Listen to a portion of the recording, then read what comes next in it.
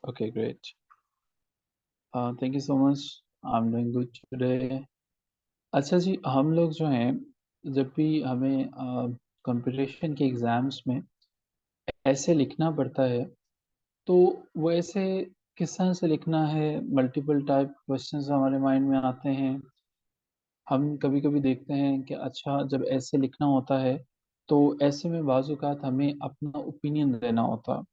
अब for example आपसे वो पूछता है कि जनाब पाकिस्तान के जो हैं मौजूदा हालात जो चल रहे हैं, इसमें आपका पॉइंट क्या है? आपका टेक क्या है? अब आप तब तक उस पे जो है वो लिख नहीं सकते जब तक आपको लिखना आता नहीं है, आप अपना ओपिनियन नहीं दे सकते हैं, ठीक है? तो हमारे पास जो है I'm unable to answer how I am right paragraph I am sorry मैं समझ नहीं पाया इसे रिफ्रेश कीजिएगा, दोबारा लिखिएगा। तो ओपिनियन पैराग्राफ का मतलब ये होता है कि एक ऐसा पैराग्राफ जिसमें आप अपना ओपिनियन दे सकते हैं। लेकिन ये चीज़ें इतनी ही सादा है, इतनी ही आसान है कि सीएसएस, पीएमएस में या हमारे पास कॉम्पिटिशन का कोई भी एग्ज़ाम्स है, कोऑपरेटिव सोसाइटी है, आईबी का है, डिस्क्रिप्टिव टेस्ट है, इंस्पेक्टर इन्वेस्टिगेशन का या जुडिशरी के एग्ज़ाम्स हैं हमारे पास तहसीलदार के पेपर हैं। उनमें हमें जब 100 मार्क्स का पेपर आता है जिसमें 50 मार्क्स जो है वो बाज़-औक़ात हमें अपने एसे को देने होता है। तो ओपिनियन पैराग्राफ एक ऐसा हमारे पास पैराग्राफ होता है जिसको लाज़मी तौर पे हमें लिखना आना चाहिए। लेकिन आगे बढ़ने से पहले हमें 2 चीज़ें समझनी होंगी। पहली बात, ओपिनियन पैराग्राफ आखिर दुनिया में वजूद में कब आया, ठीक है? सो हमारे पास जो है कब जो है वो पहले ये हो सका, इसको लिखेंगे कैसे, ये होता क्या है, हमें तो सबसे पहले यही नहीं पता। इस्तेमाल किस तरह के एसेस में होता है, इसको करने के बाद हम किस तरह से इस काबिल हो जाएँगे कि ओपिनियन पैराग्राफ्स लिख सकें, तो किस तरह के एसेस में हमें काम आएगा। जस्ट लाइक आपने जो आज पैराग्राफ दिया है, उसकी रिसर्च करके ही लिखना है। जी, ऐसा ही है। अब हमारे पास जो है इससे पहले कि मैं आपको ये सिखा सकूँ कि ओपिनियन पैराग्राफ आप लिखोगे कैसे और ये भी बता सकूँ कि किस तरह का एग्ज़ाम जो है वो किस तरह के टॉपिक्स आएँगे तो उनमें आप ओपिनियन पैराग्राफ लिखेंगे। चलिए मैं कुछ डिटेल्स आपके साथ शेयर करने की कोशिश करता हूँ। ये नोट्स क्लास एंड पे आपके साथ शेयर हो जाएँगे। नेम सब उसी फ़ोल्डर में से प्लीज़ ले लीजिएगा। देखिए, आपका एग्ज़ामिनर जो है वो आपसे ये चाहता है मैं अपनी गुफ्तगू में इंतहाई सादा अल्फ़ाज़ इस्तेमाल करूँगा। मेरी कोशिश होगी कि मैं आपको समझा सकूँ क्लास एंड पे कि आपको किस तरह से ओपिनियन पैराग्राफ जो है वो लिखना है। और क्लास के एंड पे मैं आपको 2 असाइनमेंट्स के साथ छोड़े जाऊँगा। 2 असाइनमेंट्स मैं आपको दूँगा। एक जो आपने ओपिनियन पैराग्राफ लिखा, हमारे पास कुछ पार्टिसिपेंट्स मौजूद हैं, वेरी गुड जो हैं वो ज़ीशान ताहिर आपका काम बहुत अच्छा होता है और ज़ाहिद आप अच्छा लिखते हैं। हमारे पास हसन हयात नहीं आए। तो वो भी अच्छा लिखते हैं। उस्मान तारिक साहब आप ज़रा क्लास के बाद मुझे मैसेज कीजिएगा। अच्छा जी, ये हमारे पास जो है ओपिनियन पैराग्राफ्स कहाँ-कहाँ पे इस्तेमाल होते हैं इनके बारे में तो हम बात करेंगे। 2 असाइनमेंट्स मैं आपको दूँगा। पहली हमारे पास एक ओपिनियन पैराग्राफ आपने मुझे लिख के सबमिट करवाना होगा और दूसरा मैं आपके साथ वो किताब जो है वो उसके 2-3 चैप्टर्स मज़ीद शेयर करूँगा क्योंकि हम जानते हैं कि हमारे पास जो हमारी क्लासेस हैं नेक्स्ट क्लास मंडे को होगी तो तब तक आप इसको काम को कर सकेंगे, आपके पास इनफ टाइम हो। ओपिनियन पैराग्राफ लिखा किसके लिए जाता है? ओपिनियन पैराग्राफ आप हर उस टॉपिक में लिखोगे जब आपको अपने एग्जामिनर को पर्सवेसिव करना है, पर्सवेसिव एसेस में उसको मनाना है, उसको ये बात बावर करवानी है आप ठीक कह रहे हो, उसको ये समझाना है कि मैं जो बात दलील के साथ करूँगा, मेरे पास जो आर्ग्यूमेंट्स हैं वो इस चीज़ में मौजूद है। मान लीजिए मैं ये कहना चाहता हूँ कि हमारे पास जो है फॉर एग्ज़ाम्पल ख़वातीन और जो लड़के हैं इन दोनों को एक ही कॉलेज में तालीम दी जा सकती है। मैं अब अगर हक़ में हूँ इस बात के तो मैं इस चीज़ पे दलाइल दूँगा कि को-एजुकेशन जो है वो उसके बेनिफिट्स ये हैं। अगर मैं मुख़ालिफ़ हूँ तो मैं उसके अगेंस्ट बात करूँगा, मैं एक साइड लूँगा। हमारे पास ऐसे एसेस जहाँ पे हमें एक साइड लेनी होती है उन्हें हम आर्गुमेंटेटिव एसे कहते हैं। ये उसी तरह से है जिस तरह से अदालत में जज साहब बैठे हैं, पार्टी ए है, पार्टी बी है आप एक पार्टी को चूज करते हो, आप ये कहते हो कि मैं इस तरफ जाऊंगा, और अब आप इसको सपोर्ट करते हो, इसके हक में दलीलें देते चले जाते हो, और आप अपने रीडर को परsuade करने की कोशिश करते हो कि मेरी बात मान जाओ। इसके लिए आप रिसर्च आर्टिकल्स को यूज़ करते हैं।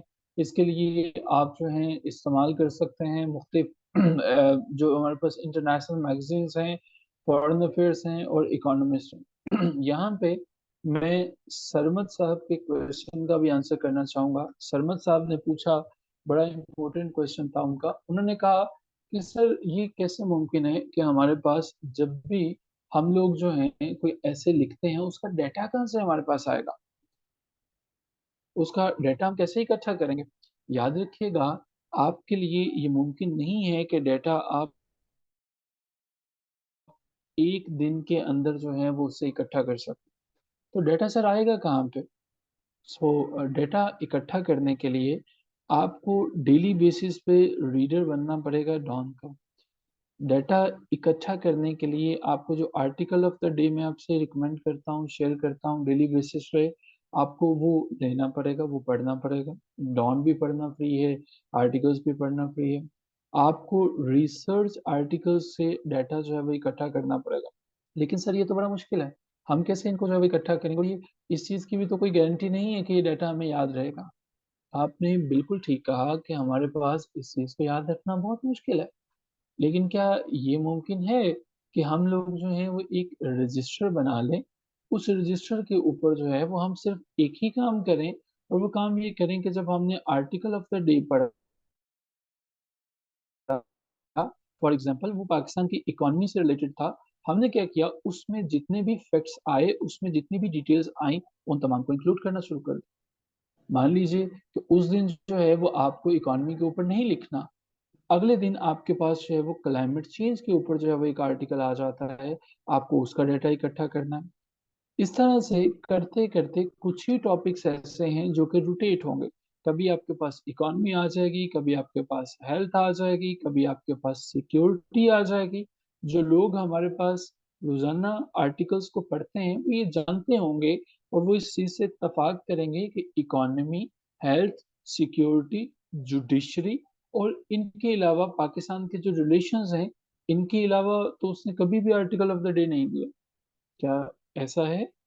यस और नो, कि इन्हीं पे हमारे पास एडिटोरियल्स आते हैं, सभी इन्हीं के ऊपर लिखते हैं, बार बार लिखते हैं, और इन्हीं पे घुमा फिरा के बातें करते हैं।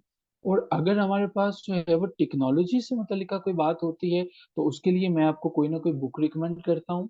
जैसे मैं ये बताता हूँ कि 21st lesson for 21st century.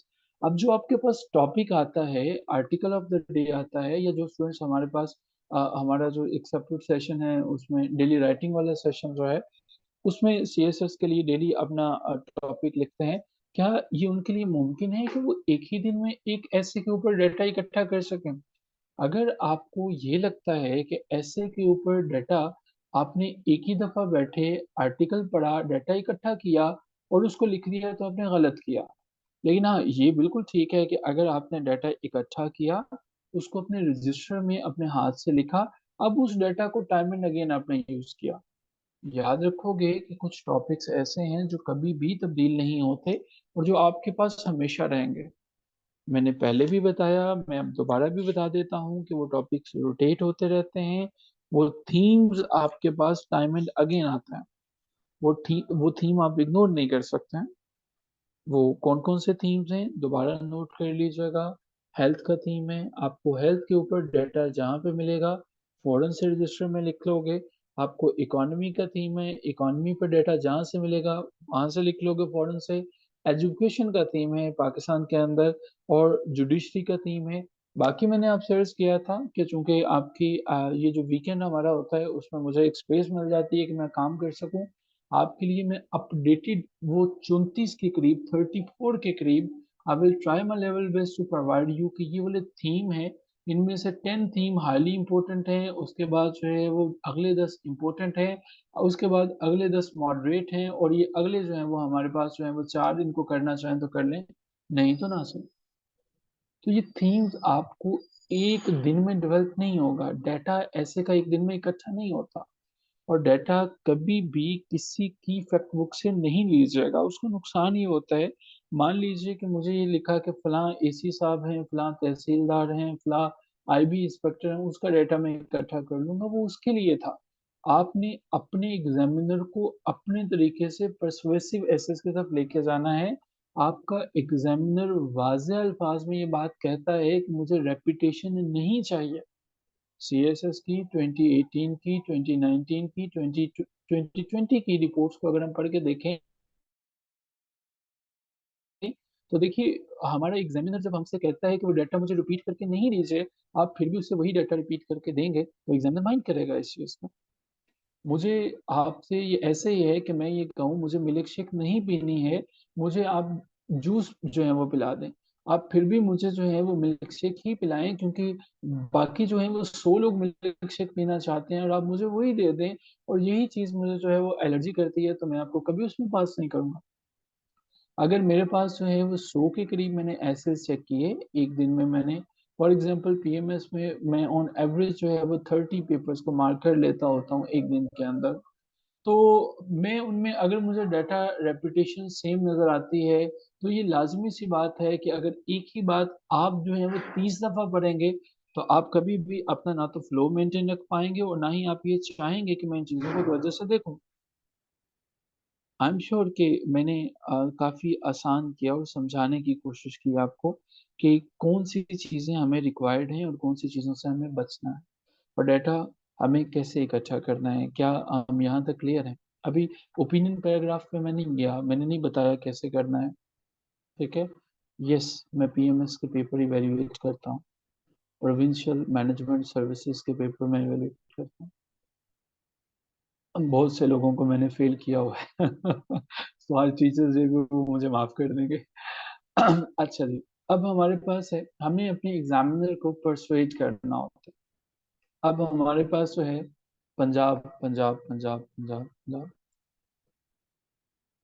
अब हमारे पास जो है, ये जो एसेज़ हैं, इनमें आपको अपना व्यू पॉइंट लेना है।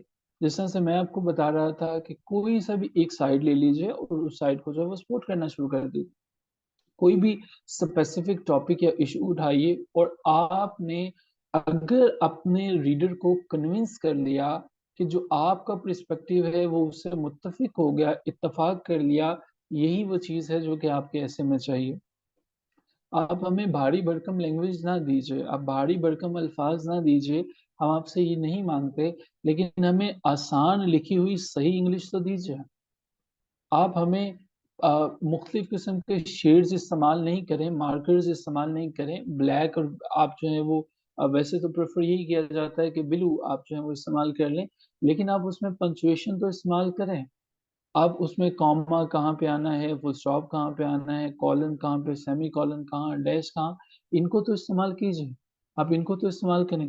सो ओपिनियन पैराग्राफ आप तब लिखते हो जब आपने अपने राइटर को बताना है कि मेरा ख़्याल है कि यहाँ पे अगर पाकिस्तान में ख़वातीन और मर्द जो हैं, बॉयज़ और गर्ल्स जो हैं, अगर उनकी को-एजुकेशन होनी चाहिए, तो मेरा यकीन ये है, मेरे दलाइल ये हैं, मेरी वजह ये है। अगर आप अपनी बात अपने पढ़ने वाले को समझा पाए, तो आपका ऐसे का पेपर पास है, सिंपल सी बात है। कोई रॉकेट साइंस नहीं है, कोई भारी भरकम अल्फाज नहीं है, कोई लैंग्वेज का बहुत इस्तेमाल नहीं है, कोई फ्लावरी लैंग्वेज नहीं है, कोई आपने वाशिंगटन टाइम्स की बातें नहीं करनी। आपने बिलीव के साथ, आर्ग्यूमेंट्स के साथ, रीज़न्स के साथ ये चीज़ प्रूव कर दी, तो दैट्स फाइन। एक सादा आम अंग्रेज़ी में लिखी गई तहरीर लेकिन दुरुस्त हो, वो बहुत बेहतर है अंग्रेज़ी की बेजा गलत इस्तेमाल अल्फ़ाज़ और बड़ी-बड़ी वोकैब्युलरी का इस्तेमाल किए हो। लेकिन ओपिनियन पैराग्राफ्स होते क्या हैं? देखिए, जहाँ पे ओपिनियन है, मैंने अभी आपसे ये पूछा फॉर एग्ज़ाम्पल हम लोग 2 चीज़ों पे डिस्कस करते हैं। मेरा ओपिनियन ये है कि पाकिस्तान जो है वो इसके अंदर डॉलर का रेट आने वाले दिनों में बढ़ेगा, ज़्यादा हो जाएगा। आपका ओपिनियन ये है कि नहीं सर ये जो है वो कम होगा। अब हमारे 2 ओपिनियन जो है वो हो गए। वैसे आपका क्या ओपिनियन है इस बारे में? हम एक आसान सी चीज़ से समझने की कोशिश करते हैं। ओपिनियन मुझे लगता है कि आने वाले दिनों में हमारी इकोनॉमी बदतरीन हो जाएगी। डॉलर का रेट इंक्रीज होगा या डिक्रीज होगा। आप इंक्रीज या डिक्रीज में से कुछ भी चैट बॉक्स में लिख दीजिए। आपने अपना पॉइंट ऑफ व्यू देना है ताकि हम समझ सकें कि ओपिनियन पैराग्राफ होते क्या है, ताकि हम ये समझ सकें हम कैसे परसुएसिव पैराग्राफ में जाते हैं। सो मुमकिन है कुछ लोगों को इंक्रीज लगे। आप मेरे पॉइंट ऑफ व्यू से अ, बिल्कुल इत्तेफाक भी कर सकते हैं और इख्तलाफ भी कर सकते हैं।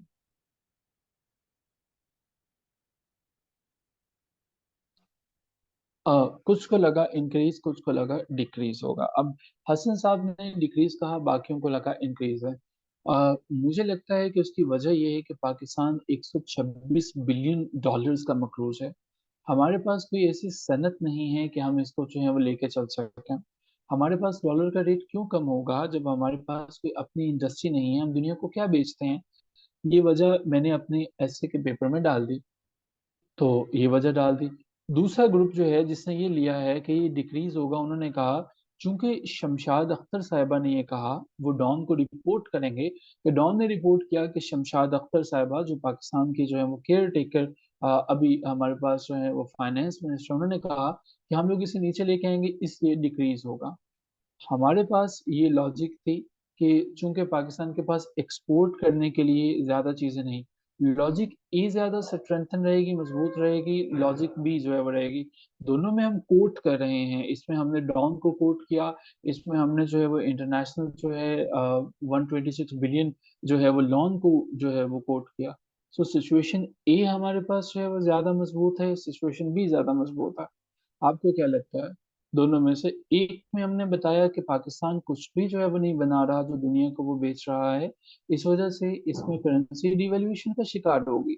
सिचुएशन बी में हमने कहा कि हमारी फाइनेंस मिनिस्टर, उनके पास बहुत वेस्ट एक्सपीरियंस है, वो कहते हैं ये कम होगा। अब जिशान ताहिर ने बताया ए हमारे पास ज्यादा कन्विंसिंग है। अब ए वाले को ज्यादा स्कोर मिलेगा क्योंकि वो इंटरनेशनल सोर्सेज को कोट करेगा। ठीक है। बी वाला जो है वो इंटरनेशनल सोर्सेज को कोट नहीं कर सका, उसने एक बिलीफ के ऊपर यकीन रखा और उसी को बताया, तो ये अपने एग्जामिनर को परसुएड नहीं कर सका। मान लीजिए जब आप जो है वो किसी सेल्समैन के पास जाते हैं, वो सेल्समैन बता रहा होता है आपने कोई शूज उससे खरीदने के, ये दुनिया के बेहतरीन जूते हैं, इन जूतों को पहन के आप चाहें तो हवा में भी चल सकते हैं, इन जूतों को पहनने के बाद आप उड़ना चाहें तो आप उड़ सकते हैं। अब ये सेल्समैन ने जो बातें बताई, बातें सुनने में बहुत अच्छी हैं। दूसरी तरफ सिचुएशन ए में हमें सेल्समैन ये बताता है कि जी ये जूते हैं, इनकी 1 साल तक वारंटी है कि ये नहीं टूटेंगे, लेकिन उसके बाद ये टूटेंगे, उसके बाद ये खत्म हो जाएंगे। मैं 1 साल तक की इनकी गारंटी ले सकता हूँ, 1 साल तक टूटे तो अब मुझे वापस कर जाइएगा। जबकि सिचुएशन बी में वो ये कहता है कि ये कभी नहीं टूटेंगे, ये इंतहाई मजबूत है, मैं पिछले 10 साल से जो है वो ये जूते बेच रहा हूँ, आप कभी भी जो है वो मेरी दुकान विजिट कर लें, ये जूते कभी नहीं टूट सकते। एक तरफ हमारे पास सिर्फ क्लेम्स हैं, दूसरी तरफ हमारे पास जो है वो उसको सपोर्ट करने के लिए वो ये है कि वो ड्यूरेशन कम कर रहा है। हमारे पास अब कौन सी सिचुएशन जो है वो ज्यादा कन्विंसिंग है, जहाँ पे प्रोस एंड कॉन्स को डिस्कस किया जा रहा है, रियलिस्टिक एनालिसिस दिया जा रहा है, या एक जो है वो ऐसी सिचुएशन है जिसमें वो सिचुएशन बताने की कोशिश कर रहा है कि ये पहन के आप हवाओं में उड़ना शुरू कर देंगे। आपको लगता है कि दुनिया की दो बेस्ट चीजें हैं जो वो बता रहा है। सिचुएशन बी एक हाइपोथेटिकल सिचुएशन है। आप अपने एग्जामिनर को कभी ऐसे सोल्यूशन नहीं देंगे जो मुमकिन नहीं हो सकते। मिसाल के तौर पर आप उसे कभी नहीं ये कहेंगे कि 2060 में पाकिस्तान दुनिया की पहली इकॉनमी बन जाएगा। ये ऐसे ही है जैसे ये कहना कि हम जो है वो ये जूते पहन के हवा में उड़ना शुरू कर देंगे। उससे बहुत बेहतर ये है कि आने वाले कुछ सालों में पाकिस्तान जो है वो अपने हालात बदल सकता है अगर वो ये करे तो। परसुएसिव बेसिस में आप क्या करते हैं कि आप अपने एग्जामिनर को परसुएट करने की कोशिश करते हैं। तो जो मेरा व्यू पॉइंट है, अगर वही व्यू पॉइंट राइटर का हो जाए तो इसका मतलब है कि सेम व्यू पॉइंट की वजह से वो आपको नंबर देगा। ओपिनियन पैराग्राफ एक ऐसा पैराग्राफ है जिसमें आपने एविडेंस, मैं वंस अगेन ये बता दूं, अगर कोर्ट में खड़ा होके, अदालत जो है वो कभी भी लफ्जों पे यकीन नहीं रखती है, अदालत डॉक्यूमेंट्स पे यकीन रखती है। आपका ऐसे पढ़ने वाला आपके अल्फाज में जरा भी दिलचस्पी नहीं रखता। मैं आज ही कुछ ऐसे चेक कर रहा था, किसी ने ये कहा कि पाकिस्तान के अंदर जो डेमोक्रेसी है वो हमेशा टॉपसी टर्वी रही है। ठीक है, पाकिस्तान के अंदर जो है वो डेमोक्रेसी डिक्टेटरशिप ने हमेशा रूल किया। आपने ये बात कैसे कह दी कि पाकिस्तान के अंदर डेमोक्रेसी जो है वो टॉपसी टर्वी रही है? आप मुझे ये बताएं ना कि पाकिस्तान में 4 दफा मार्शल लॉ लगा, 1958 में मार्शल लॉ आया। आप मुझे ये बताएं कि 1977 में आया। आप मुझे ये बताएं कि 1999 में आया। फिर आप ये बात कहें कि पाकिस्तान के अंदर जो डेमोक्रेसी है वो टॉपसी टर्वी है। फिर आप मुझे ये बताएं तो मैं आपकी बात मानूंगा। मैं क्यों मान लूं कि आप मुझे कह रहे हैं कि पाकिस्तान के अंदर डेमोक्रेसी जो है वो स्टेबल नहीं है? मैं कैसे मानूं? हमने देखा ही नहीं, कभी बोलते हैं इनको। मैं कैसे कह दूं कि पत्थर के सनम झूठे हैं? सो सी, आप अपने आपका एग्जामिनर आपकी स्टोरीज पे क्यों यकीन कर ले कि पाकिस्तान के अंदर ऐसा, जब आप उसको रेलिवेंट फैक्ट्स ही नहीं बता रहे हो? तो आपको फैक्ट्स बताने होंगे। आप नहीं कह सकते कि पाकिस्तान के बारे में आपको इसके लिए रिपोर्ट्स का सहारा लेना पड़ेगा। आपको एविडेंसेस देने पड़ेंगे, तभी जाके आपका एग्जामिनर आपके साथ कन्विंस होगा। और अब मैं जब ये बात कहता हूँ एविडेंसेस, वो सबूत कौन से होंगे? क्या ये इंतहाई मुश्किल काम है? नहीं, कोई मुश्किल नहीं है। देखो, डॉन पढ़ते हुए जाहिद हुसैन को पढ़ा, कोट करो। जाहिद हुसैन कोई छोटा नाम नहीं है, जाहिद हुसैन राइटर है मल्टीपल किताबों। देखो, मलीहा लोधी को पढ़ा, मलीहा लोधी एडिटर रही है, पाकिस्तान की एम्बेसडर रही है यूएन में, यूनाइटेड नेशंस के अंदर जो रही है, यूएसए में रही है, यूके के अंदर रही है। एफएस एजाजुद्दीन को कहो, वो पाकिस्तान का जो है वो जो ब्यूरोक्रेट रहा है, एम्बेसडर रहा है। ठीक है। इसके अलावा जब आप जो है वो शफीक डोगर को करते हो, आप लोग उसके बाद अजीज चौधरी को करते हो, आप लोग राफिया जकरिया को करते हो, आप लोग आयशा को करते हो। सो दीज पीपल, इनसे एविडेंसेस लेना, इनसे। हाँ, ऑब्वियसली हम इनकी बात बताएं। आप ये कहें कि एज पर जाहिद हुसैन, या जाहिद हुसैन की कोई किताब बताएं कि उसके जो है वो as Zahid Hussain reported the same in his editorial in Dawn. ठीक है, डेट याद है तो बहुत अच्छा है, नहीं तो आप मंथ लिख दें। ठीक है, पब्लिश इन डॉन। नहीं तो आप उसकी किताब का जो है वो रेफरेंस दे दें। जाहिद हुसैन ने Pakistan beyond the crisis state जो है वो मलीहा लोधी जिसके एडिटर है, उसमें चैप्टर्स लिखे हुए हैं। आप फैक्ट बताएं। फैक्ट क्या है? अब ये बताएं कि जी वर्ल्ड इकोनॉमिक फोरम के मुताबिक पाकिस्तान के अंदर जो खवातीन हैं उन पर जुल्म हो रहे हैं। अब मैं आपकी बात पे यकीन करूंगा। अगर आप मुझे कहें पाकिस्तान में खवातीन के ऊपर जुल्म हो रहे हैं, आप बाहर निकल के देख लें, गली में खवातीन पर जुल्म हो रहे हैं, मुझे ये फिक्टिशियस बातें लगेंगी, ये झूठ लगेगा, ये गलत लगेगा। ये आप सपोर्ट नहीं कर रहे हो। ये लिखने के अंदर ये कैसा तरीकेकार हुआ? आप ये बताओ कि वर्ल्ड इकोनॉमिक फोरम जो कि जिनीवा स्विट्जरलैंड के अंदर है, जिसकी ड्यूटी ये है कि वो इन चीजों को मॉनिटर करे, उसने ये कहा है कि पाकिस्तान के अंदर ये रिपोर्ट्स हैं, ये सारे का सारा डाटा। तो इसका मतलब वो मुझे आपने फैक्ट दिया। आपको पास भारी भरकम आपको याद नहीं होता, जाहिद हुसैन याद नहीं होता, कोई बात नहीं। आपको जो है वो रिपोर्ट्स याद नहीं होती, कोई बात नहीं। एग्जाम्पल्स तो दे सकते हो। आप ये बता सकते हो पाकिस्तान के अंदर खवातीन पर जुल्म हुआ, मुख्तारा माई वाला इंसिडेंट ले लें। आप जो है वो उसमें जो है वो मलाला यूसुफजई को जो है वो गोली मार दी गई, आप वो ले लें। आप जैनब का जो है वो वाकया ले लें, आप आयशा का जो है वो वाकया ले लें। ठीक है। आप पाकिस्तान के अंदर ट्रांसजेंडर्स का जो है वो वाकया ले लें, एग्जाम्पल्स तो ले सकते हैं, वो तो आपके पास बात है। ये भी नहीं कर सकते, तो लॉजिकल रीजनिंग को इस्टेब्लिश करने की कोशिश करो। नहीं यार, टिकटॉकर नहीं है यार, टिकटॉकर नहीं है। टिकटॉकर नहीं है यार, ये हमारे इधर टिकटॉकर्स का क्या काम है? अच्छा जी, ये हमारे पास जो पैराग्राफ हैं ये इनको स्ट्रक्चर किया जाता है वेल।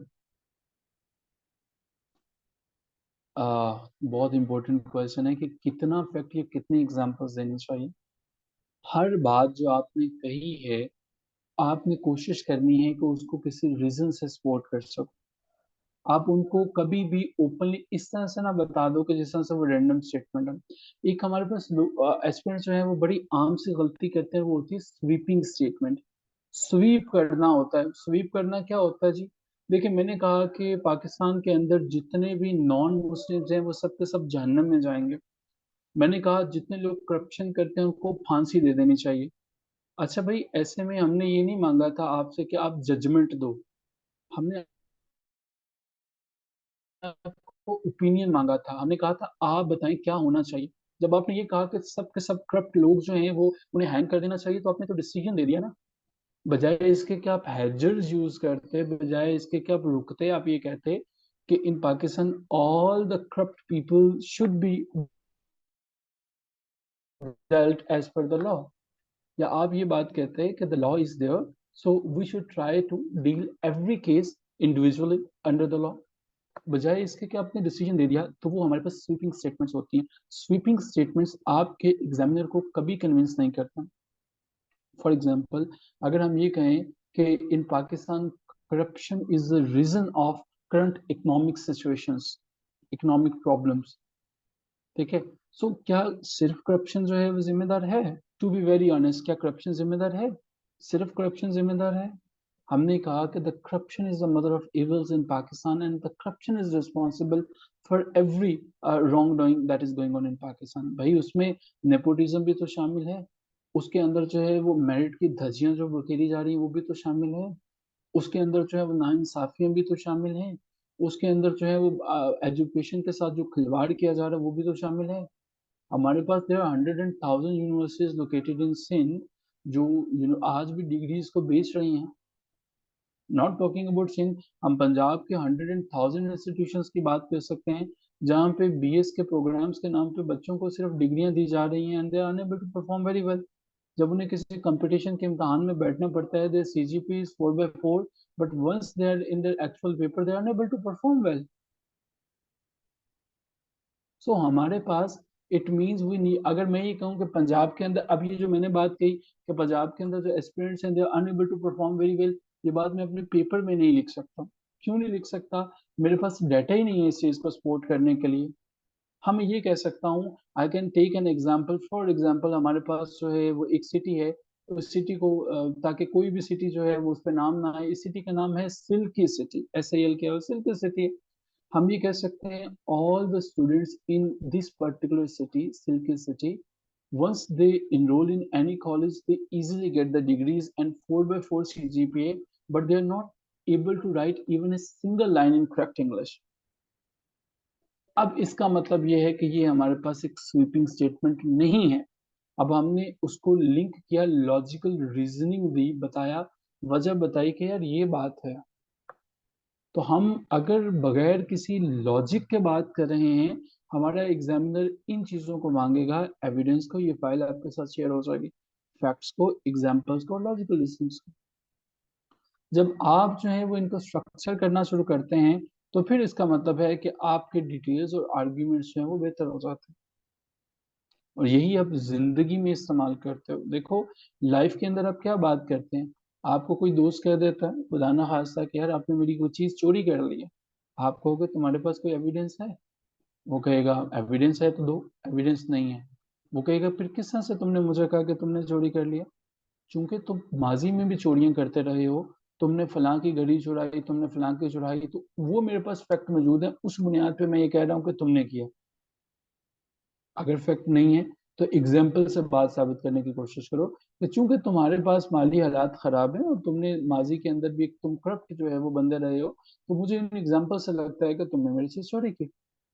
ये लॉजिकल रीजनिंग है कि तुम जो है वो इस वक्त वहां पे मौजूद थे और कोई था नहीं, तो तुम ही ने की। सो हमें लिंक करना पड़ेगा ये। जब चीजें हमने इन पे चारों चीजों पे ऑटोमेटिकली काम कर लिया, तो इट मीन्स कि हम ऑटोमेटिकली एक चीज समझ गए और वो हमारे पास क्या होगी, पर्सुएसिव। देखो, अगर आपको मुझे मुतमिन करना है ना, या किसी को भी ये बताना है कि हाँ जी ये ऐसा हुआ था, मैं अगर आपको कहूँ कि कल जो है फॉर एग्जांपल कल पाकिस्तान के अंदर एक तूफान आने वाला है, मुझे एविडेंस, फैक्ट्स, एग्जांपल्स या लॉजिकल रीजनिंग देनी पड़ेगी। अगर मैं सिंपल सी बात कर दूंगा कि पाकिस्तान में कल एक तूफान आएगा, तो वो एक ऐसी स्टेटमेंट है जो कि स्वीपिंग स्टेटमेंट है, जो कि एक स्वीपिंग स्टेटमेंट है। अगर हम स्वीपिंग स्टेटमेंट्स जो हैं वो इनको देना शुरू करेंगे, तो obviously the details they are not going to give us any benefit। क्या मैं जो बातें बता रहा हूँ समझ में आ रही हैं? आई am not using the very difficult vocabulary. मुझे समझाना मकसद है, परsuasive को कि लिखना कैसे है, कन्विंस कैसे करना है। Is it fine? क्लियर? समझ में आ रहा है? अच्छा, दूसरा आर्ग्यूमेंटेटिव ऐसे है, ये आपके पास आना ही आना है, इस चीज में कोई दो राय नहीं है। हमारे जो यूपीएससी के स्टूडेंट्स होते हैं उनका पेपर आपसे काफी मुश्किल होता है, जो कि हमारे पास इंडिया से होते हैं, ठीक है। यूपीएससी के स्टूडेंट्स के लिए टफ टाइम ये होता है कि उनको लिटरेरी ऐसे आता है, लिटरेरी ऐसे जो है वो आता है, और लिटरेरी ऐसे को ही जो है वो चूज करना पड़ता है। सो अभी आप काफ़ी अरसे के बाद आए हैं, आप की तबीयत माशाल्लाह से बहाल हो गई, I am happy for that. Allah ताला की ज़ात आपको सेहत दें। आप थोड़ा सा बेर करें, फिर आपको समझ में आना शुरू हो जाएगा। अच्छा जी, सोबिया जी हमारी एक स्टूडेंट हैं, और ये बेसिकली इलेक्ट्रिसिटी ने इनको ले लिया था, और ये काफ़ी देर हॉस्पिटलाइज रही हैं। तो हम आपकी सेहत याबी के लिए भी दुआगो हैं, अल्लाह ताला की ज़ात आपको सेहत दें। आर्ग्यूमेंटेटिव, वैसे जब हम आर्ग्यूमेंटेटिव की बात करते हैं, बात वही है दलाइल की। देखें, जब आपको पेपर में आर्ग्यूमेंट्स देने हैं तो आपका एग्जामिनर समझ लीजिए कि उस जज की तरह है। जो जज साहब जो हैं वो दो ही चीजों पे जो है वो यकीन रखते हैं कि आपने दलाइल क्या दोगे। ये जज साहब जो है, इनसे आप इनफॉर्मल बातें नहीं कर सकते हो, इनसे आप इधर उधर की बातें नहीं कर सकते हो। फॉर एग्जांपल, इनसे अपने मोहल्ले की एग्जांपल नहीं ले सकते, कि जैसे आपने खवातीन की मैं मिसाल ले रहा था, कि as you know it is happening in the societies of Pakistan. नहीं, जज साहब इस चीज को नहीं मानेंगे। वो मानेंगे कि मुझे स्ट्रक्चर्ड प्रेजेंटेशन दो आर्ग्यूमेंट्स के। वो मानेंगे काउंटर आर्ग्यूमेंट्स दें। आपका एग्जामिनर पता क्या चाहता है कि आप एक, लाइक आप एक प्रॉब्लम लो, फॉर एग्जांपल आप ये लो कि इन्फ्लेशन इन पाकिस्तान, ठीक है। आप ये लो कि devaluation of currency in Pakistan, आप इस पे आर्ग्यूमेंट्स दो कि वजह क्या है,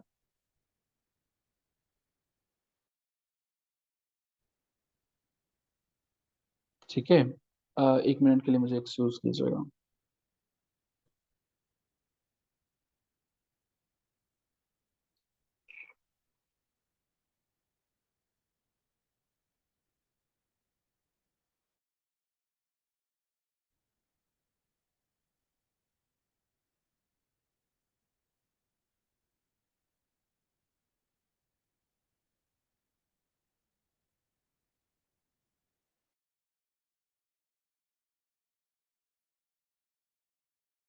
नहीं है, फिर हमें पता चलता है कि आर्ग्यूमेंटेटिव है।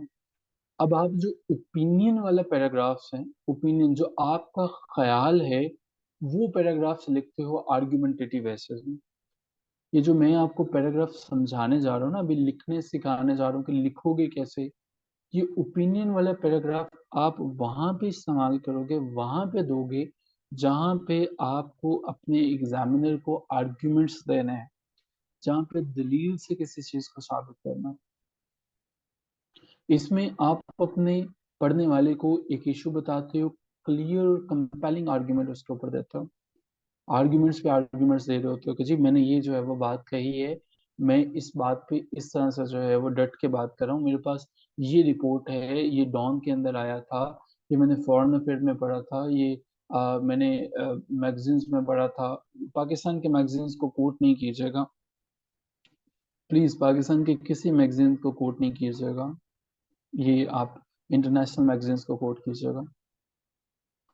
अब जो है आपके पास ये होता है जी ओपिनियन पैराग्राफ। अब जब मैंने परसुएसिव ऐसे की बात की, आप समझ रहे होंगे सर ये होता कैसे। परसुएसिव ऐसे, एक ही गोल है, एक ही इरादा है कि रीडर को कन्विंस करना है कि यार जो मैं व्यू पॉइंट बता रहा हूँ, आप उस व्यू पॉइंट के साथ जो है वो कन्विंस हो जाओ। अगर आप उस व्यू पॉइंट के साथ कन्विंस हो जाते हो, तो इट मीन्स कि आपका जो है वो रीडर ही is going to give you the good marks, good awards will be there.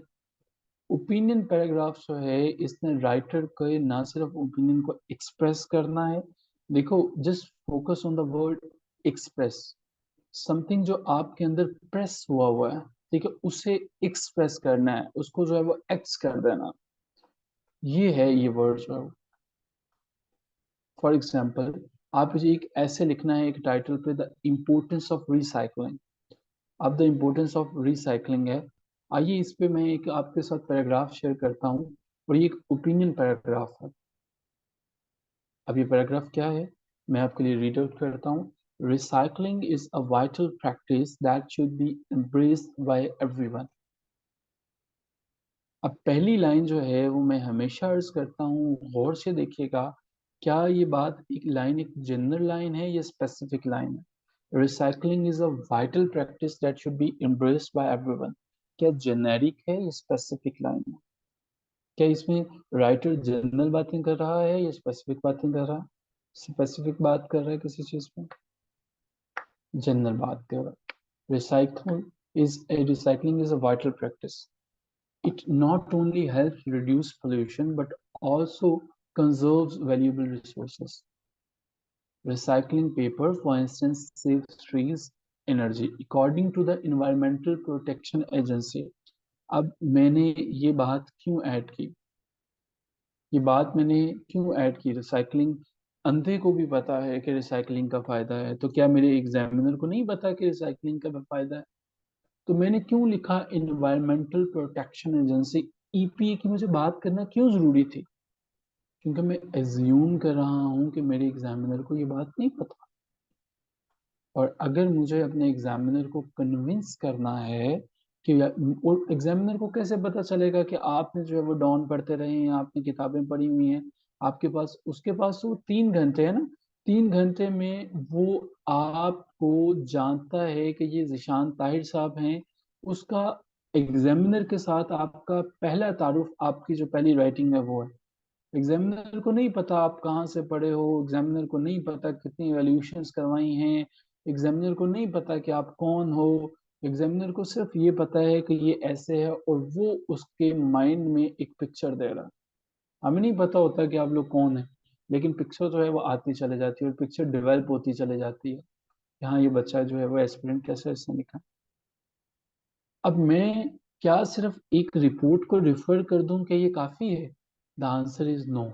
मुझे कुछ फैक्ट्स को भी बताना होगा। Recycling 1 ton of cycles can save 17 trees and 7,000 gallons of water. अब ये बातें मुझे कहाँ से मिलेंगी? ये मैं कहाँ से लिखूंगा? ये मुझे तब मिलेंगी जब मैंने रोजाना रजिस्टर बनाया हुआ है, तो ये चीजें मैं इस तरह से करूंगा। अब जब हमने इस पैराग्राफ को पढ़ा, तो हमने देखा कि हमने एक एविडेंस लिया ईपीएस से। ये परसुएशन के लिए पहली टेक्निक है कि आप अपने रीडर को जब परसुएट करना चाहते हो, जब उसे बताना चाहते हो, आपने कोशिश करनी है कि उसको हर तरह से परसुएट करना है। 2 तरीके मैंने बता दिए, ठीक है।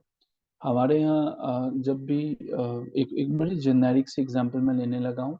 जब हम लोग जो है वो किसी को इम्प्रेस करने के चक्कर में होते हैं ना, बहुत बेसिक लाइफ से एग्जांपल लेने लगा हूँ समझाने के लिए ना। जब कभी भी जो है वो लोग फॉर एग्जांपल मैच मेकिंग की तरफ जाते हैं, रिश्ते देखने के लिए जाते हैं, वो बता रहे होते हैं जी, हमारा बेटा बहुत अच्छा है, इसमें ये भी है, इसमें ये भी है, इसमें ये भी है, ये सिगरेट भी नहीं पीता, स्मोकिंग भी नहीं करता, ये भी नहीं करता, वो भी नहीं करता। अब क्यों?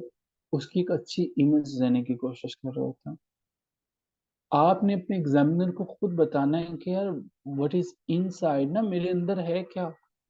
ठीक है, वो उसमें आपको खुद बताना पड़ेगा, कन्विंस करना पड़ेगा उसको कि हाँ, मैं डिजर्व करता हूँ कि मुझे तुम पास करो।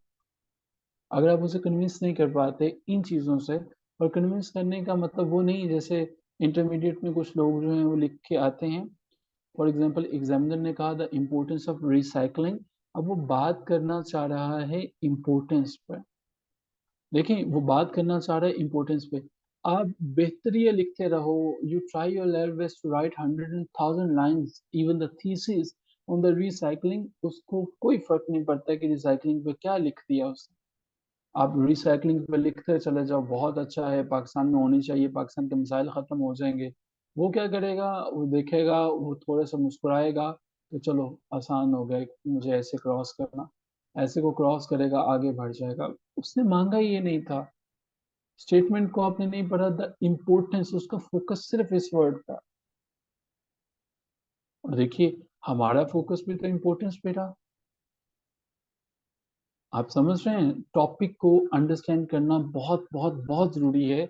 अगर मैंने एक दिन में 30 ऐसे चेक किए, तो मुझे ये बताते हुए इंतहाई दुख होता है कि 17 ऐसे वो हैं जो मुझे इस तरह से क्रॉस करने पड़ते हैं कि वो टॉपिक में हमने कुछ मांगा, उन्होंने कुछ दिया। And if I am crossing an ऐसे, obviously I am not happy कि मैं किसी को फेल कर रहा हूँ, बट ये भी इनजस्टिस है कि हम किसी को पास कर सकते हैं without any reason. The point that I want to establish is the understanding of topic is very very very very very important. आपका सारा ऐसे सारा एग्जाम जो है वो खत्म हो जाएगा, जाया हो जाएगा अगर आपने जो है उसको नहीं समझा। आर्ग्यूमेंटेटिव ऐसे, अब मैंने ये बताया कि ओपिनियन में आप अपना ओपिनियन तो दे रहे हैं, आर्ग्यूमेंटेटिव एक ऐसा ऐसे है जिसमें आप आर्ग्यूमेंट्स करते हो, काउंटर आर्ग्यूमेंट्स में भी चले जाते हो, लेकिन इशू एक ही रहेगा। मैं ये बताता हूँ कि कैसे हम आर्ग्यूमेंट्स करते हैं, कैसे काउंटर आर्ग्यूमेंट्स करते हैं। फॉर एग्जाम्पल, हमारे पास टॉपिक है the impact of social media on society. अब हम इस पे दोनों तरह से लिख सकते हैं, the impact of social media on society. अब जरा देखने की कोशिश करते हैं कि एज अ राइटर जो है वो साइड कौन सी हमने ली है, एज अ राइटर हमने क्या करने की कोशिश की है। अब इसको हम पहले पढ़ते हैं और फिर उसके ऊपर जो है वो मैं बात करने की कोशिश करता हूँ। तो इसे प्लीज एक रीडिंग दीजिएगा madam इंस्ट्रा server. Social media has had a profound impact on our society, and not all of it is positive. While some argue that social media platforms connect people and provide a platform for free expression, the negative consequences cannot be ignored. Research by the Pew Research Center has shown that excessive use of social media can lead to increased feelings of isolation and anxiety among users. Furthermore, the spread of misinformation and fake news on these platforms has become a serious societal issue, undermining trust in reliable sources of information. Okay जी, आपको क्या लगता है कि जो writer है उसने जो है वो क्या स्टैंस लिया है इसके ऊपर, जो है वो जो राइटर है उसने क्या लिया है स्टैंस, क्या उसने ये बताने की कोशिश की है कि हमारे पास पॉजिटिव इसके साथ है या नेगेटिव है। दोबारा पढ़िएगा सिर्फ, राइटर कौन सा स्टैंस लेता है। Social media has had a profound impact on our society, and not all of it is positive. While some argue that social media platforms connect people and provide a platform for free expression, the negative consequences cannot be ignored. Research by Pew Research Center has shown that excessive use of social media can lead to increased feelings of isolation and anxiety among users. Furthermore, the spread of misinformation and fake news on the platforms has become a serious societal issue, undermining trust in reliable sources of information. So, what do you feel कि क्या है ये? Is it in the favor of that particular social media or against the social media? So, if it is in favor तो आपको F लिखना है, अगर against है तो आपको A लिखना है। क्या लगता है ये किस तरफ से?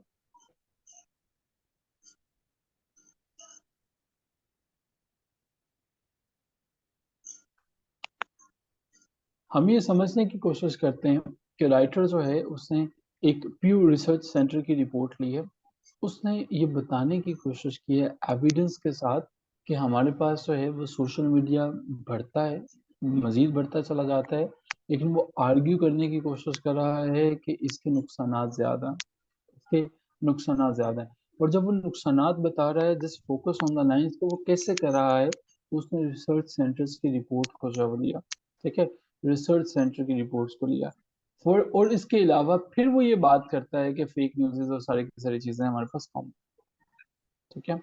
हमने ये देखने की कोशिश की कि जब भी आप जो हैं वो कोई भी पॉइंट ऑफ व्यू देते हैं, आपको कोशिश करनी है एविडेंस, एग्जाम्पल, रीजनिंग और सट्रेंथ के साथ। ये हमारे पास कुछ डिटेल्स थी जो कि समझना जरूरी थी हमें, किसके लिए, ओपिनियन पैराग्राफ के लिए। लेकिन अभी तक मैंने आपको ये चीज़ नहीं समझाई, ये नहीं बताई कि ओपिनियन पैराग्राफ जो है वो आप लिखोगे कैसे, बनाओगे। ओपिनियन पैराग्राफ को बनाने के लिए अब आपको पता चल चुका है कि हमारे पास कौन कौन सी चीज़ें चाहिए होती हैं।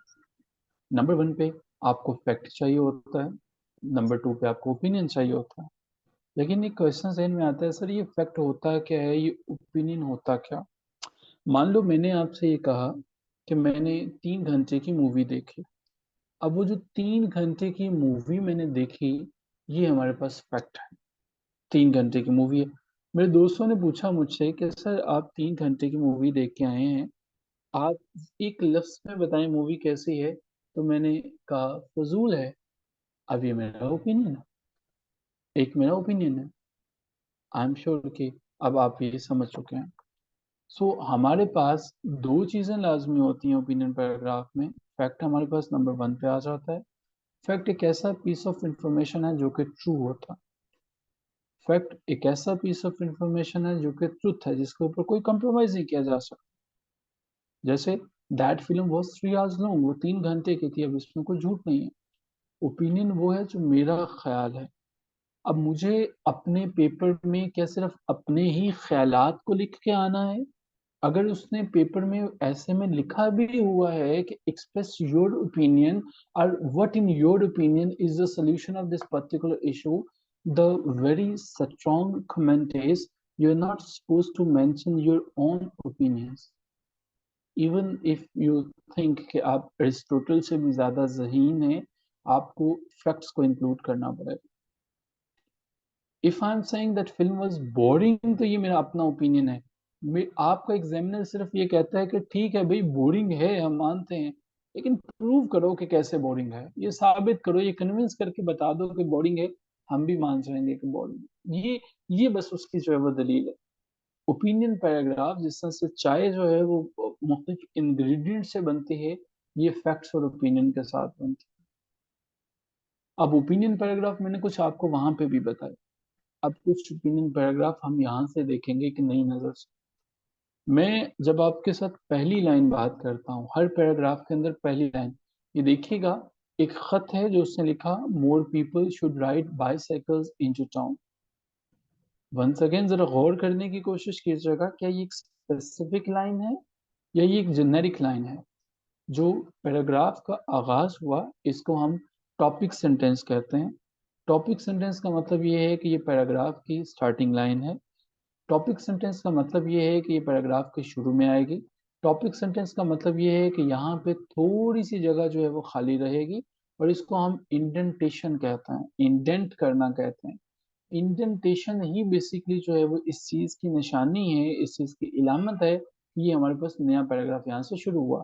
अगर किसी पैराग्राफ के शुरू में ये जगह खाली नहीं है, तो इसका मतलब है वो नया पैराग्राफ नहीं है, और वो जो चीज है वो सारी की सारी चल रही है। अच्छा, ये स्पेसिफिक कैसे है अब्दुल रऊफ साहब, हम आपसे रिक्वेस्ट करेंगे कि अगर थोड़ा सा आप हमें बता सकें, गाइड कर सकें कि ये स्पेसिफिक आपने लिखा, तो अगर आप हमें भी थोड़ा गाइड कर दें, स्पेसिफिक कैसी रही है। तो हो सकता है हम जो है वो आपसे, आपके पॉइंट ऑफ व्यू से हम इत्तेफाक कर लें। ड्यू टू टाउन, अच्छा नहीं, कौन सा टाउन जो है वो, क्या इसमें वो मेंशन किया है उसने? टाउन का नेम मेंशन कर देता तो फिर जो है वो ये हमारे पास स्पेसिफिक होती ना। ये मोर पीपल कौन से पीपल है नहीं है, should ride bicycle into town कौन सा टाउन है ये नहीं पता। दूसरे नंबर पे, अब ये हमारे पास जो है, अब मैं इसकी एक दफा रीडिंग करता हूँ, आप जरा सुनिएगा, और उसके बाद हम इस पर बात करते हैं कि ये एक ओपिनियन पैराग्राफ है। ये एक ओपिनियन पैराग्राफ है। आपने कैसे लिखना है, इसने कैसे लिखा। More people should ride bicycles into town. Last year, 73% of all workers drove their own car to work. Car traffic in the town is terrible. Parking places are hard to find. And pollution? Pollution from cars is a real problem.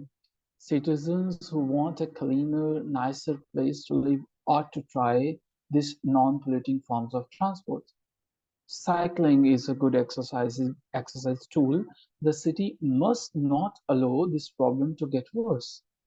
Instead, people should ride bicycles to work and school and enjoy the health benefits of daily cycles. इससे पहले कि हम detail में जाएं, before embarking upon the journey of the exploration, मैं कुछ चीज़ों को यहाँ से हाइड करने की कोशिश करता हूँ।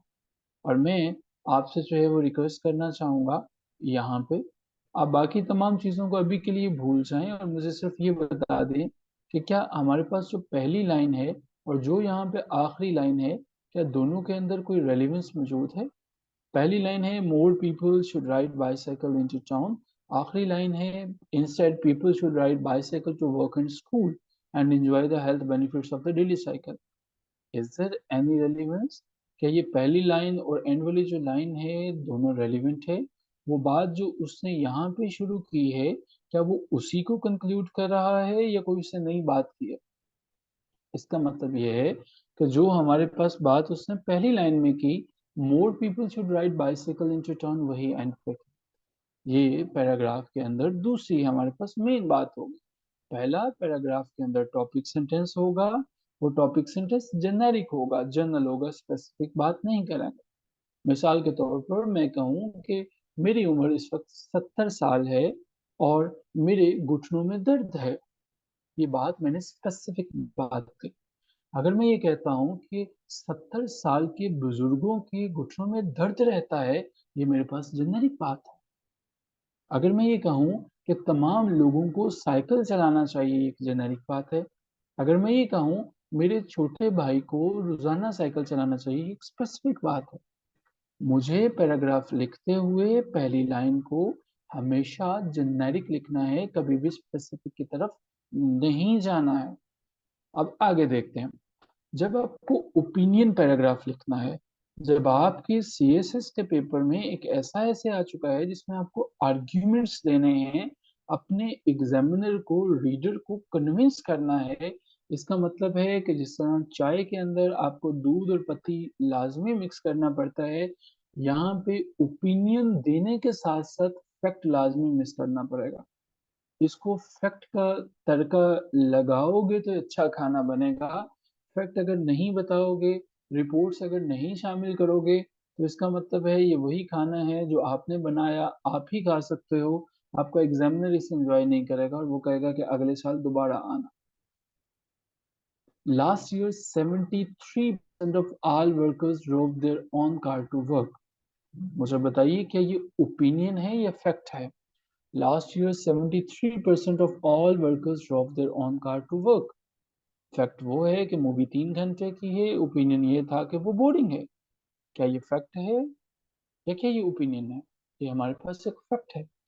Car traffic in town is terrible, parking places are hard to find. अब क्या हमारे पास ये एक फैक्ट है या ये एक हमारे पास जो है वो ओपिनियन है?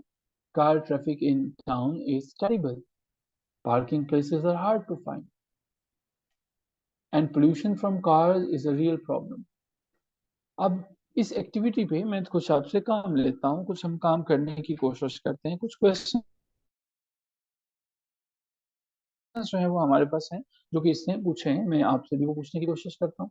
पहला क्वेश्चन आपके पास ये है कि हमारा पैराग्राफ जो है वो थोड़ी देर में हमें नजर आता है, क्वेश्चन जो है वो हमें दिखाने की कोशिश करता है। ओके जी, what is the main idea of this paragraph? Circle the sentence. इस सेंटेंस में, इस पूरे के पूरे पैराग्राफ में एक ऐसी लाइन है जो इस पैराग्राफ का दिल है, जो मेन आइडिया है जिसमें। वो कौन सी लाइन है? क्या आप वो लाइन आइडेंटिफाई कर सकते हैं? वो सेंटेंस कौन सा है, वो कौन सा है? उसका पहला और लास्ट वाला वर्ड आप बता सकते हैं?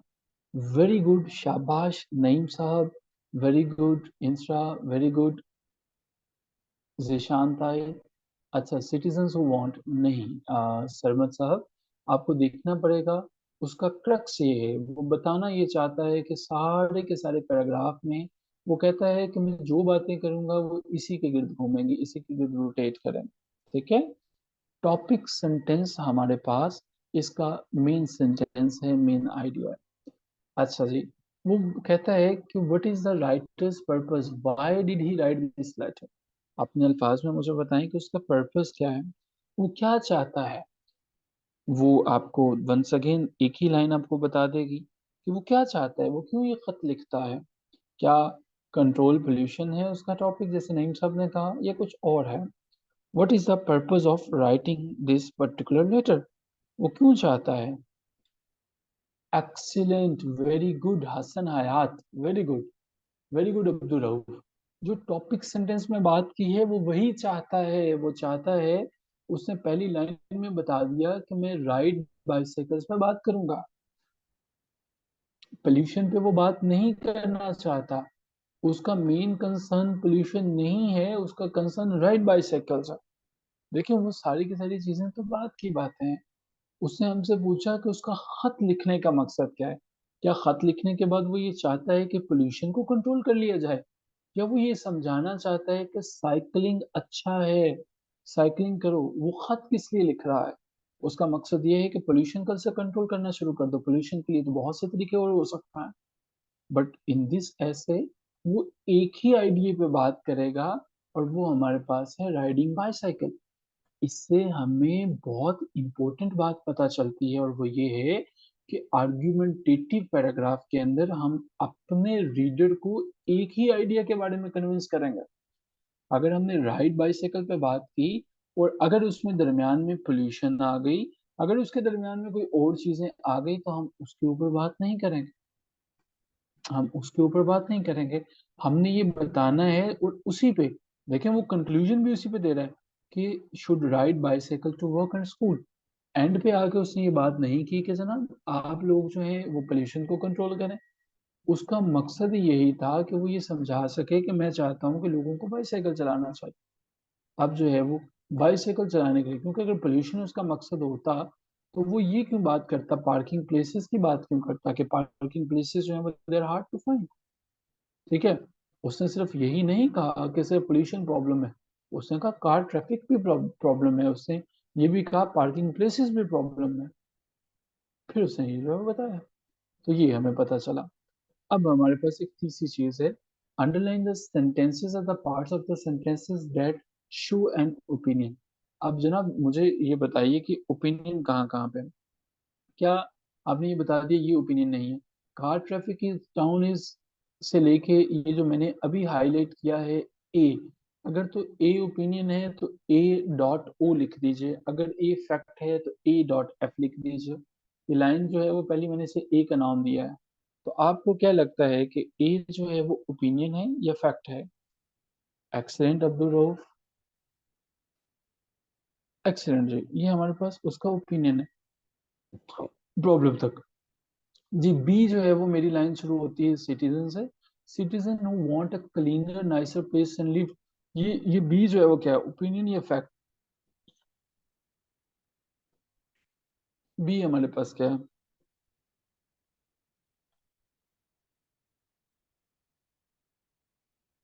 Okay great. अब हमारे पास जो लास्ट से क्वेश्चन है वो ये है, why do you think the writer included a fact in this paragraph? अब वो आपसे एक मेरा आम सा क्वेश्चन है कि उसने फैक्ट क्यों किया, क्यों जो है वो उसने इसके अंदर फैक्ट जो है वो इंक्लूड किया? इसका आंसर एग्जामिनर को कन्विंस करना नहीं है। इसका आंसर एग्जामिनर को कन्विंस करना नहीं है। ठीक है। Zahid, very good, very good. उसने अपना स्टैंस वैलिडेट करने के लिए, उसने अपने आर्ग्यूमेंट को स्ट्रेंथन करने के लिए ये बताया। तो किस्सा मुख्तसर ये है, मैं आज की इस डिस्कशन में क्या ये बात समझा पाया हूँ कि ओपिनियन पैराग्राफ दो चीज़ों का मिक्सचर होता है। आपके अपने आइडियाज तब तक फजूल हैं जब तक उसके अंदर फैक्ट शामिल नहीं है। आप अपने आइडियाज को तब तक जो है वो नहीं लिख सकते हो जब तक आप उसमें जो है वो फैक्ट्स को इंक्लूड नहीं करते हो। और फैक्ट में आप जो है ये बताते हो, रिपोर्ट्स का रेफरेंस दे सकते हो, रिसर्चेस का रेफरेंस दे सकते हो, स्टैटिस्टिक्स का रेफरेंसेस दे सकते हो। इस तरह से आप लेके चलते हो। ओपिनियन पैराग्राफ क्या होता है, कैसे लिखा जाता है, किस तरह से आपको कन्विंस करना है, और क्या हम ये बात समझ पाए हैं? यस और नो? क्या हम ये समझ पाए हैं कि ये क्या होता है? क्लियर?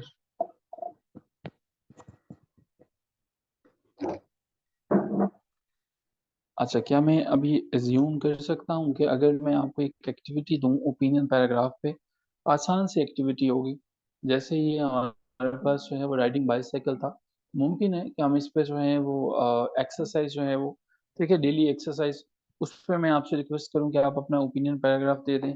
तो क्या आप उसके ऊपर डेली एक्सरसाइज पे एक जो है वो ओपिनियन पैराग्राफ लिख सकते हैं? या आप जो हैं बढ़ती हुई जो है वो हमारे पास जंक फूड्स हैं उनके ऊपर लिख सकेंगे। ये मैं आपको आपके ग्रुप में असाइन करूंगा कि आपने लिखना क्या है। मैं प्रॉपर आपको टॉपिक दूंगा, क्योंकि टॉपिक बहुत इंपॉर्टेंट होता है। और टॉपिक नहीं, आपको बताना होता है कि काम किस पर करना होता है।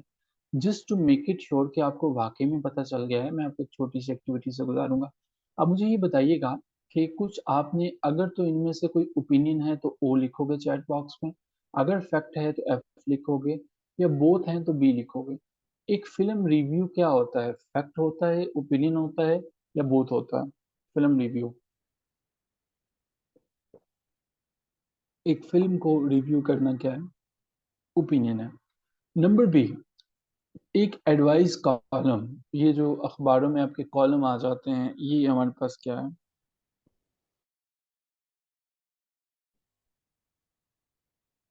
बी लिखेंगे ना, बी डॉट के साथ आंसर देंगे तो मुझे पता चलेगा कि क्या है। ये हमारे पास क्या है?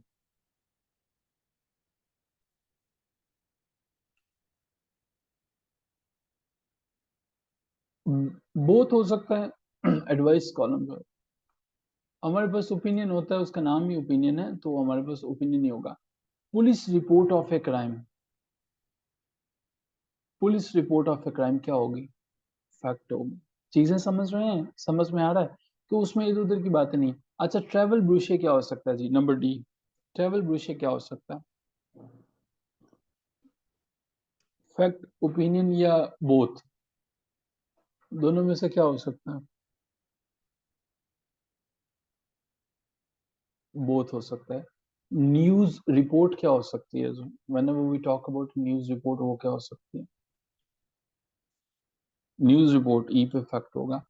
Book report for a university literature class, book report for a university literature class, F जो है वो। Book report for a university class, ये बोथ हो सकता है, मुमकिन है लिटरेचर की क्लास में जो है वो सिर्फ वो फैक्ट की बात करे, इसलिए बोथ होगा। मैगजीन्स एडवर्टीजमेंट, मैगजीन एडवर्टीजमेंट क्या हो सकती है? फैक्ट या बोथ? मैगजीन एडवर्टीजमेंट भी बोथ हो सकती है। Personal email to a friend, personal email to a friend.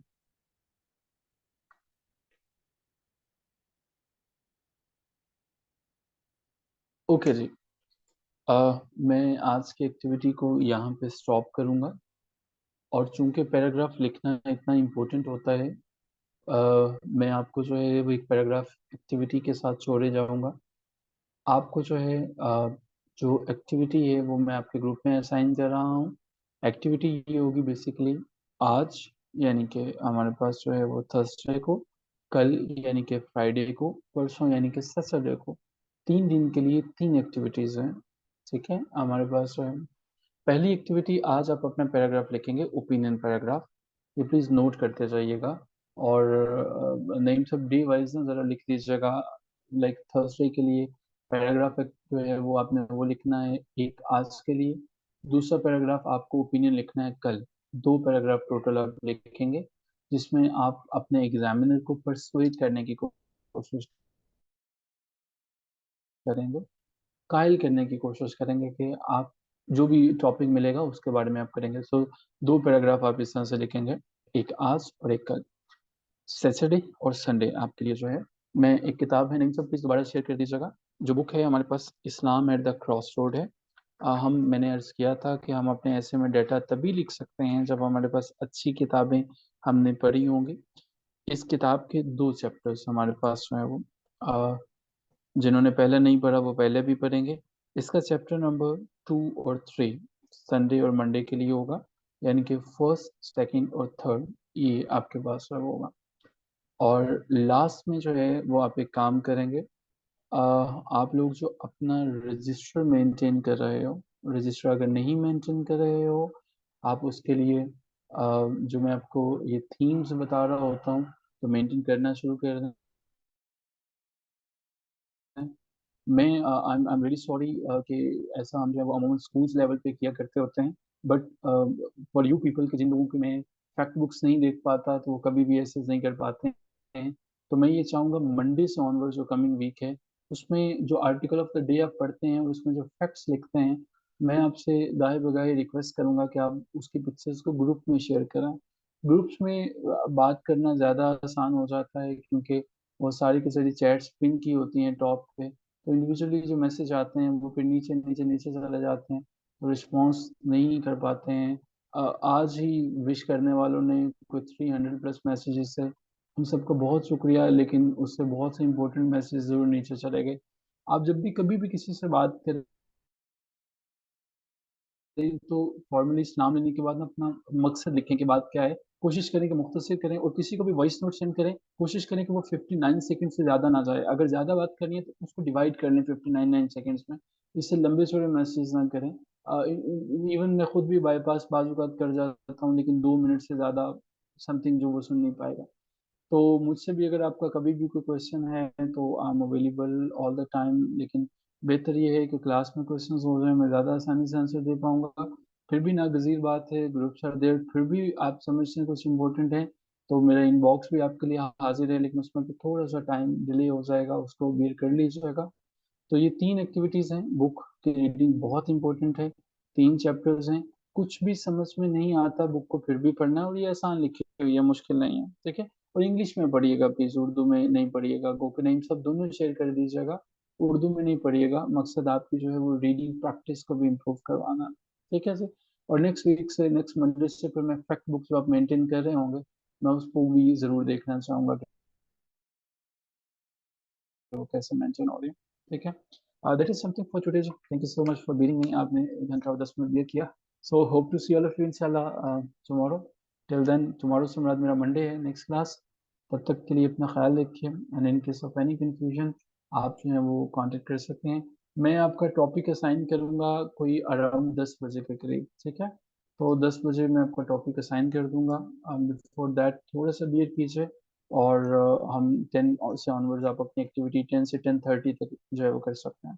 10 से 10:30 तक आपको जो है वो राइटिंग की एक्टिविटी करनी है, तब तक आप थोड़ा सा ब्रेक ले लें। 10 बजे आपके पास जो है वो आ जाएगा।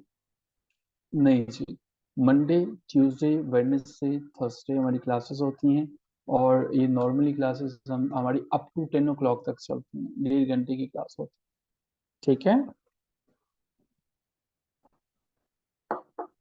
Lindsay, aspirants, thank you so much. Take care of yourself. I hope that I have answered all the questions. Khuda Hafiz.